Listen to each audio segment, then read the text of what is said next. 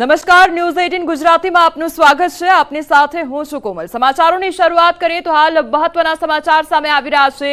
મહાકુંભમાં 20 ટેન્ટમાં આગ લાગવાની ઘટના સામે આવી છે। શાસ્ત્રી પુલ નજીક ટેન્ટમાં આગ લાગવાની ઘટના બની। પ્રયાગરાજ મહાકુંભમાં આગની ઘટના બની છે। ફાયર વિભાગ દ્વારા આગ પર કાબુ મેળવી લેવામાં આવ્યો છે। આગમાં અનેક ટેન્ટ બળીને ખાખ થઈ ગયા છે।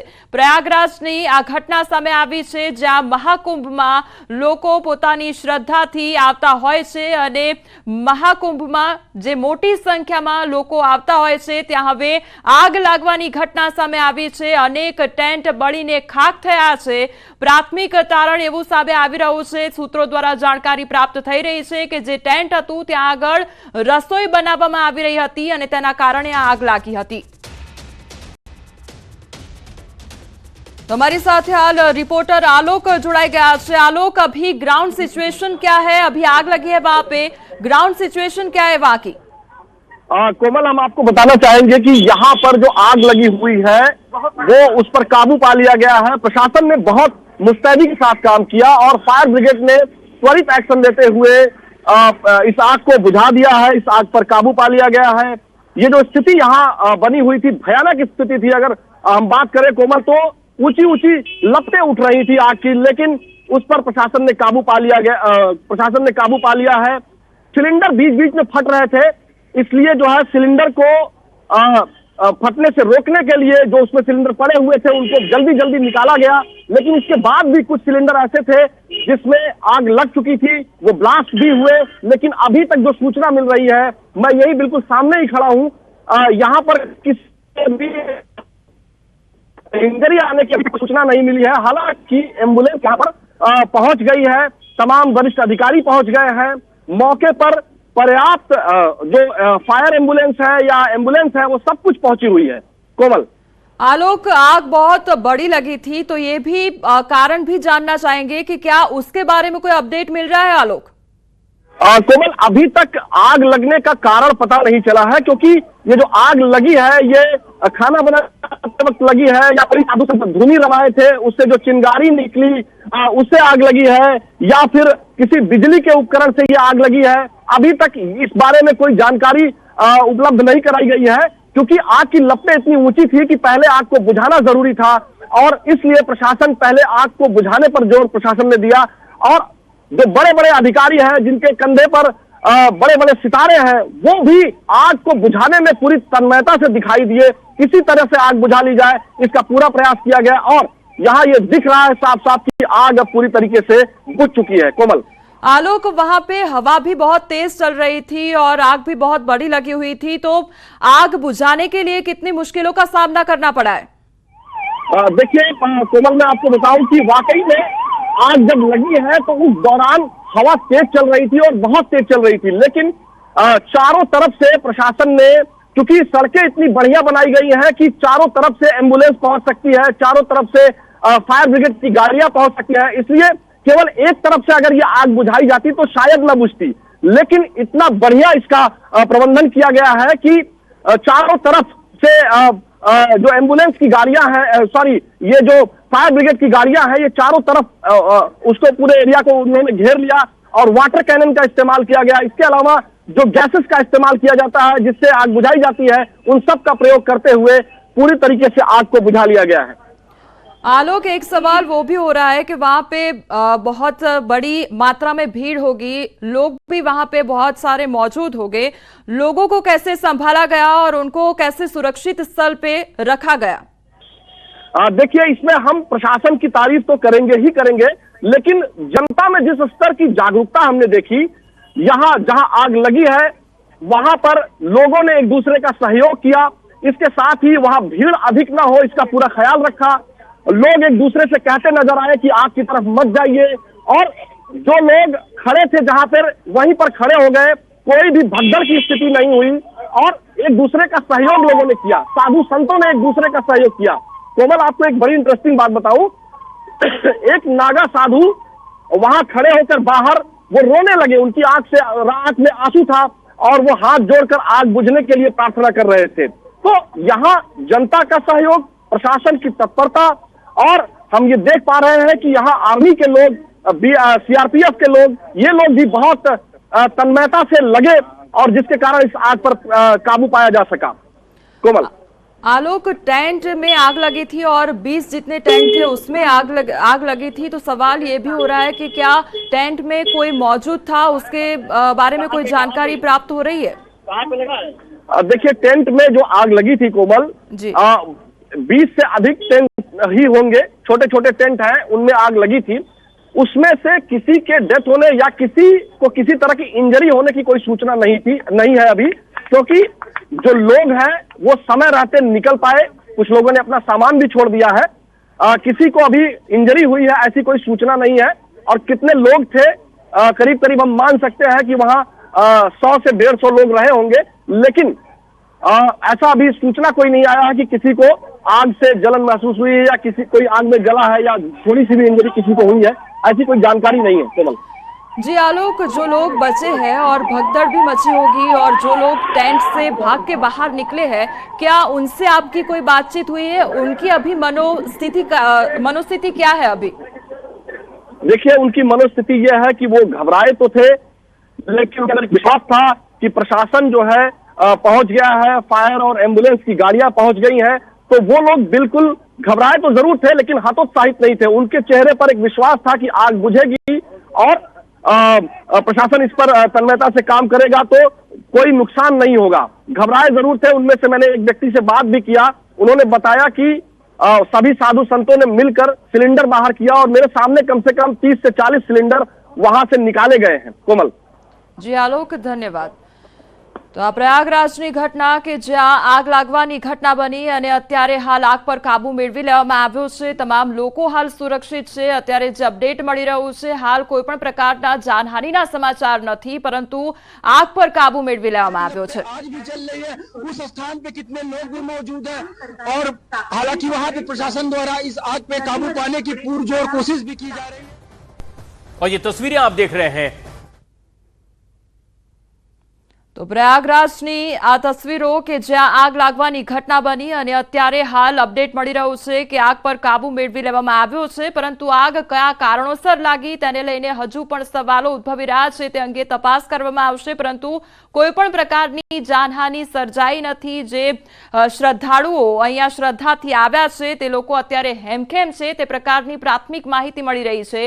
અત્યારે અમારા સંવાદદાતા જે આલોક ત્યાં આગળ હાજર છે તેમની સાથે પણ વાતચીત થઈ, એટલે તેમના દ્વારા પણ એક વાત કરવામાં આવી કે ત્યાં નાગા સાધુ હતા, તેમની આંખમાંથી આંસુ સરી પડ્યા હતા અને બસ એક જ પ્રાર્થના કરી રહ્યા હતા કે તમામ લોકો જે છે તે સુરક્ષિત રહે। અને અત્યારે અપડેટ એ જ મળી રહ્યું છે કે તમામ લોકો સુરક્ષિત છે, પરંતુ આ અંગે વધુ તપાસ હાથ ધરવામાં આવશે, કારણ કે એક નહીં પરંતુ 20 જેટલા ટેન્ટમાં આગ લાગી હતી। મહાકુંભના 20 જેટલા ટેન્ટમાં આગ લાગી, પરંતુ આ આગ કયા કારણોસર લાગી તેને લઈને હજુ પણ સવાલ ઉદ્ભવી રહ્યો છે। પરંતુ પ્રાથમિક અપડેટ એ અને સારા સમાચાર એ કે આગ પર કાબુ મેળવી લેવામાં આવ્યો છે। આગ પર કાબુ મેળવવા માટે મહા મહેનત કરવી પડી હતી। જે કર્મીઓ હતા, સુરક્ષા કર્મીઓ હતા, તે પણ ત્યાં આગળ તૈનાત કરવામાં આવ્યા હતા।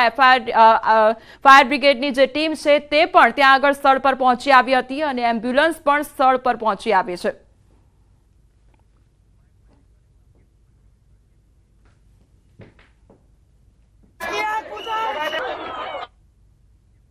સમાચારમાં આગળ વધીએ અને હવે વાત કરીએ ખ્યાતિકાંડના મુખ્ય આરોપી ગિરફ્તમાં તેના વિશે।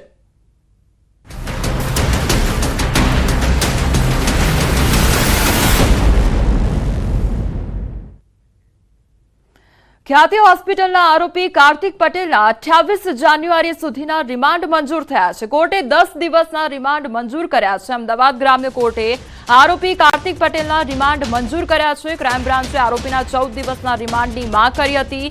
પોલીસે 12 જેટલા કારણો રજૂ કર્યા અને વિવિધ મુદ્દાઓને લઈ પૂછપરછ હાથ ધરવામાં આવશે। સૌથી મહત્વનો મુદ્દો છે કે બીજા કોઈ એક્યુઝ અગાઉ પકડાયેલા હતા, રાજપૂત, ચિરાગ રાજપૂત અને ડૉક્ટર સંજય પટોડિયા, રાજસિંહ કોઠારી, આ બધાને સાથે બેસાડીને પૂછપરછ કરવા માટે રિમાન્ડની માગણી કરી હતી। નામદાર કોર્ટના જજ શ્રી HR પટેલ દ્વારા અમારી રિમાન્ડ અરજી મંજૂર કરવામાં આવેલી છે। વલસાડ શહેરના મધ્યમાં આવેલા એક પેટ્રોલ પંપ પર પેટ્રોલ ભરાવવામાં આવેલી એક બાઇકમાં અચાનક આગ લાગતા જ દોડધામ મચી ગઈ હતી। ઘટનાને પગલે પેટ્રોલ પંપના સ્ટાફ અને આસપાસના લોકોના જીવ તાળવે ચોંટ્યા હતા। વલસાડના કલ્યાણબાગ નજીક આવેલા પેટ્રોલ પંપ પર એક બાઇક ચાલક પેટ્રોલ ભરાવવા આવ્યો હતો, જે બાઇકમાં પેટ્રોલ ભરાવ્યા બાદ ત્યાંથી નીકળી રહ્યો હતો। એ વખતે જ અચાનક બાઇકમાં આગ લાગી હતી અને પેટ્રોલ પંપ નજીક જ હોવાથી આગ લાગતા જ આસપાસના વિસ્તારમાં દોડધામ મચી ગઈ હતી। પેટ્રોલ પંપના સ્ટાફ દ્વારા તાત્કાલિક આગ પર કાબુ મેળવવા પ્રયાસ કર્યા હતા અને ભારે જહેમત બાદ આગ પર કાબુ મેળવવામાં સફળતા મળી હતી।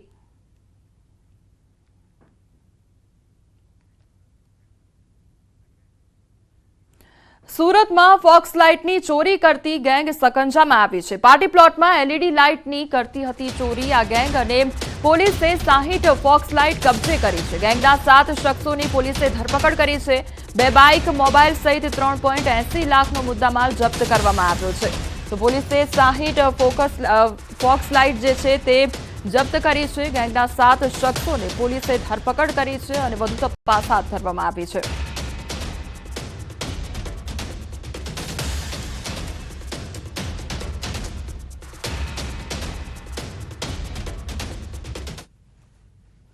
સુરતમાં ચેન સ્નેચર મહિલા ગેંગ ઝડપાઈ છે। પોલીસે 3 મહિલાઓની ધરપકડ કરી છે। તો ઇસ્કોન મંદિરમાં કરતી હતી ચોરી અને 3 મહિલાઓ અંકલેશ્વરની વતની, ત્યારે અંકલેશ્વરથી ચેન સ્નેચિંગ માટે સુરત આવી હતી।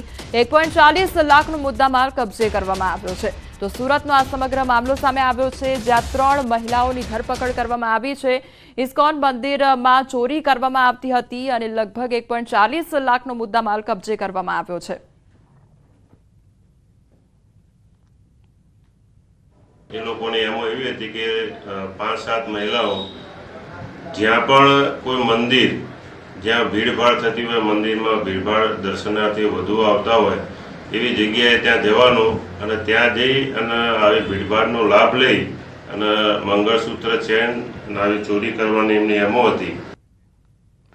મોરબી શહેરમાં નવા બસ સ્ટેશન પાસે જ ગટરની નદી વહેતી હોય તેવા દ્રશ્યો જોવા મળી રહ્યા છે। દરરોજ હજારો લોકોની અવરજવર રહેતી હોય છે, સાથે જ બસ સ્ટેન્ડમાં અનેક દુકાનો પણ આવેલી છે, પરંતુ ગંદકીના કારણે દુકાનદારોને પણ ભારે હાલાકીનો સામનો કરવો પડી રહ્યો છે અને ગ્રાહકો ન આવતા નુકસાની ભોગવવી પડે છે। તેમજ નવા બસ સ્ટેન્ડની બહાર જાહેર પાર્કિંગ આવેલ છે, તે પાર્કિંગમાં પણ ગેરકાયદેસર રેલિંગ કરી માત્ર 2 વ્હીલર માટે જ ખુલ્લું રાખવામાં આવ્યું છે। રિક્ષા ચાલકોને પોતાની રિક્ષા પણ રોડ પર રાખવી પડે છે, જેને કારણે ટ્રાફિકની સમસ્યા સર્જાય છે અને પોલીસની કાર્યવાહીનો પણ સામનો કરવો પડે છે। ગટરના ગંદા પાણીને લઈ સ્થાનિકોમાં પણ ભારે રોષ જોવા મળી રહ્યો છે। ત્યારે આ ગંદકીને વહેલી તકે દૂર કરવા અને પાર્કિંગ ખુલ્લું કરવા માટે લોકો દ્વારા માંગ કરવામાં આવી છે। 6 વર્ષથી આ જ પોઝિશન છે, બરોબર છે કે આ રીતે જ ગંદકી ઠેઠ અહીંથી માનો કે આ તો અત્યારે તો આટલું છે, ચોમાસામાં બહુ જ તકલીફ રહી છે બધાને, પાણી એટલું ભરાય છે। પેલા પાર્કિંગ હતું, હવે આ લોકોએ શું કર્યું કે આગળ રેલિંગ કરી નાખી આખી, બરોબર, નકર રિક્ષાઓ અંદર રહેતી હતી, ટ્રાફિક નહોતું થતું। આ પ્રશ્ન વર્ષોથી છે। અહીંયા પાણી ભરાય છે, અહીંયાથી પાણી ભરાવાના હિસાબે પેસેન્જરો જે અહીંયા ઉતરી રહ્યા છે, જે અહીંયાના દુકાનધારકો છે, જે 25-30 હજાર રૂપિયા ભાડે રેન્ટ પર દુકાનો રાખેલી છે, એ લોકોને કાયમીના માટે પ્રશ્ન છે। એ લોકોને અહીંયા જે ગ્રાહકી મળવી જોઈએ મળતી નથી।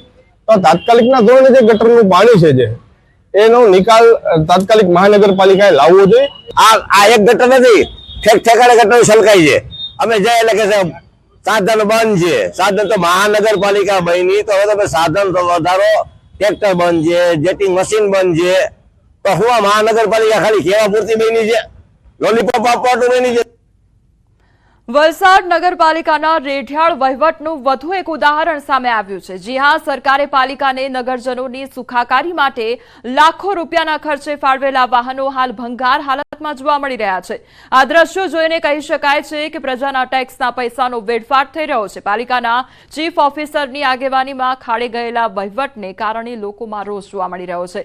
રાજ્ય સરકારે સૂકો અને લીલો કચરાના અલગ બોક્સ સાથે આપેલા 9 છોટા હાથી, 4 ટેમ્પો અને 4 ટ્રેક્ટર, ટ્રેલર અને 2 શિવરજેટ જેટિંગ મશીન બંધ હાલતમાં છે। તો બીજી તરફ કચરામાંથી ખાતર બનાવવા માટેના 2 મશીનો પણ બંધ હાલતમાં જોવા મળી રહ્યા છે। 4 જેટલી હોડીઓ પણ ભંગાર બની છે। ત્યારે આ અંગે લોકોમાં પાલિકા સામે રોષ વ્યાપ્યો છે।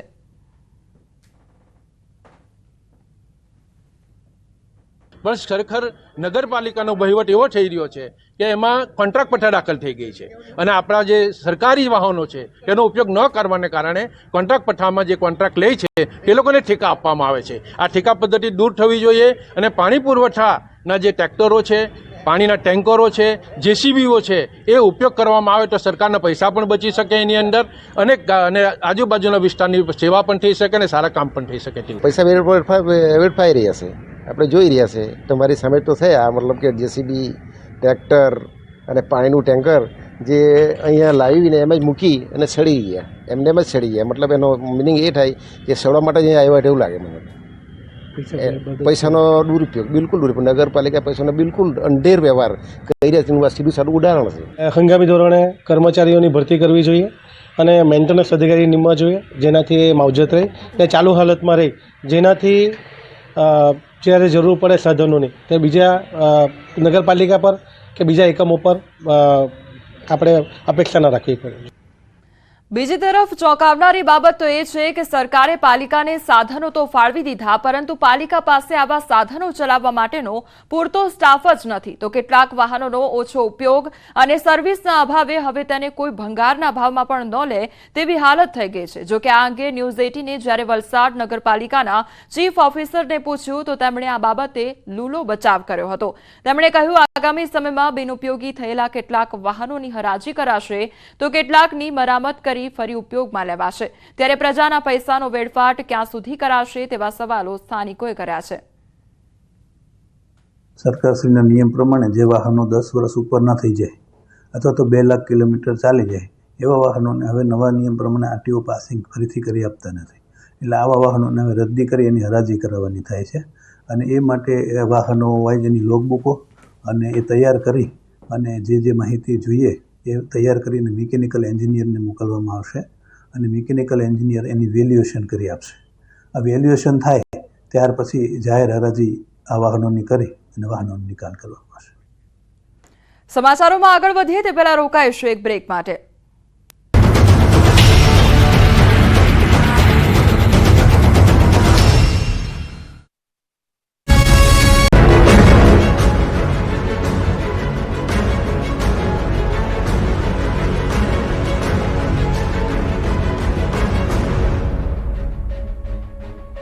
નમસ્કાર, આપણું ગુજરાતમાં આપનું સ્વાગત છે. હું છું આપની સાથે સંધ્યા. જોઈએ સમાચાર વિસ્તારથી.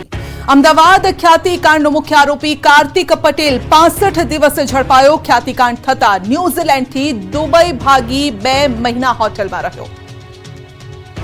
અમદાવાદ ખ્યાતિકાંડમાં છેલ્લા 65 દિવસથી ભાગતો મુખ્ય આરોપી અને હોસ્પિટલનો ડાયરેક્ટર કાર્તિક પટેલની અંતે અમદાવાદ એરપોર્ટ પરથી ક્રાઇમ બ્રાન્ચે ધરપકડ કરી. આ કેસમાં ક્રાઇમ બ્રાન્ચે તબક્કાવાર 8 આરોપીઓને ઝડપી પાડ્યા હતા. આ કેસમાં 9મો આરોપી કાર્તિક પટેલ જ ફરાર હતો, જે એક દેશથી બીજા દેશમાં ભાગતો ફરતો હતો.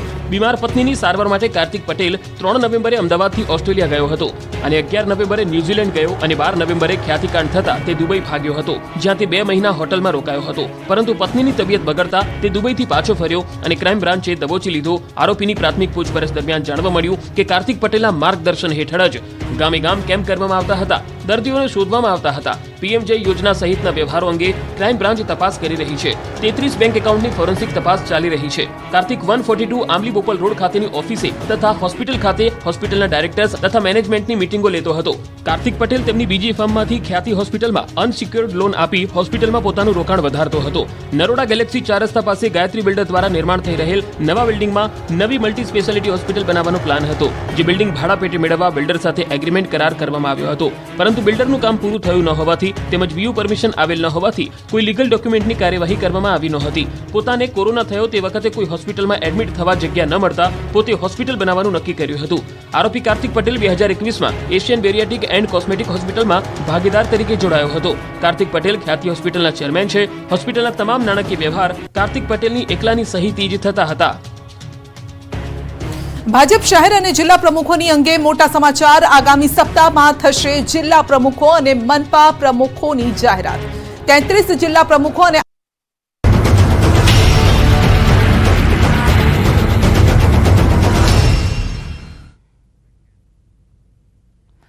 બ્રેક બાદ આપનું સ્વાગત છે। સમાચારમાં આગળ વધીએ તો આણંદ જિલ્લાના ખંભાત નગરપાલિકાના પૂર્વ અધિકારીઓ વિવાદમાં આવ્યા છે। ખંભાત નગરપાલિકાના પૂર્વ એક્ઝિક્યુટિવ ચેરમેન અને ખંભાત નગરપાલિકાના પૂર્વ પ્રમુખ યોગેશ ઉપાધ્યાય પર ગંભીર આક્ષેપ લાગ્યા છે। તેમના કાર્યકાળ દરમિયાન ખંભાત નગરપાલિકાની બનાવેલ દુકાનોમાં હરાજીના નિયમ અને કાયદા વિરુદ્ધ ગેરરીતિ આચરી હોવાના આક્ષેપ થયા છે। આ અંગે યોગેશ ઉપાધ્યાયે તમામ આક્ષેપને પાયાવિહોણા ગણાવી દીધા છે। આક્ષેપો જે થઈ રહ્યા છે એ પાયાવિહોણા છે, બિલકુલ સત્યથી વેગળા છે। જે ભવનમાં દુકાનો બનાવી એ દુકાનની હરાજી કરવાની હતી, એની શરતો નક્કી કરવા માટેનો કરવામાં આવેલો, જે એક્ઝિક્યુટિવ કમિટી દ્વારા કરવામાં આવ્યો છે, યોગેશ ઉપાધ્યાય દ્વારા કરવામાં આવેલ નથી। અને એક્ઝિક્યુટિવ કમિટીમાં યોગેશ ઉપાધ્યાયનું નામ કોઈ જગ્યાએ જે તે વખતે નથી। સુરત શહેરમાં પર્યાવરણની જાળવણીને લઈ એસએમસી દ્વારા સુરતના અલથાણ વિસ્તારમાં આવેલા બાયોડાયવર્સિટી ખાતે 5000 જેટલા વૃક્ષો વાવવામાં આવ્યા છે। સાથે જ રાજ્ય સરકાર લોકોને પણ પર્યાવરણની જાળવણી કરવા અને વૃક્ષારોપણ કરવા સતત અપીલ કરે છે। ત્યારે મનપા દ્વારા જ રાતોરાત વરાછા રોડ 20 જેટલા ઘટાદાર વૃક્ષોનું નિકંદન કરવામાં આવ્યું છે। પાલિકાના ગાર્ડન વિભાગ દ્વારા રાતોરાત વૃક્ષો કાપી નાખવામાં આવ્યા છે, જેને લઈ પર્યાવરણ પ્રેમી અને કોંગ્રેસના પૂર્વ કોર્પોરેટરે નારાજગી વ્યક્ત કરી છે। સાથે જ પાલિકા કમિશનરને લેખિતમાં ફરિયાદ કરી જવાબદાર અધિકારીઓ સામે તાત્કાલિક કાર્યવાહી કરવા માંગ કરી છે। રાજ્ય સરકાર વૃક્ષોના વાવેતર પાછળ લાખોનો ખર્ચ કરે છે, પરંતુ વૃક્ષ વાવો પર્યાવરણ બચાવોના સૂત્રનો સુરતમાં ફિયાસ્કો જોવા મળ્યો છે।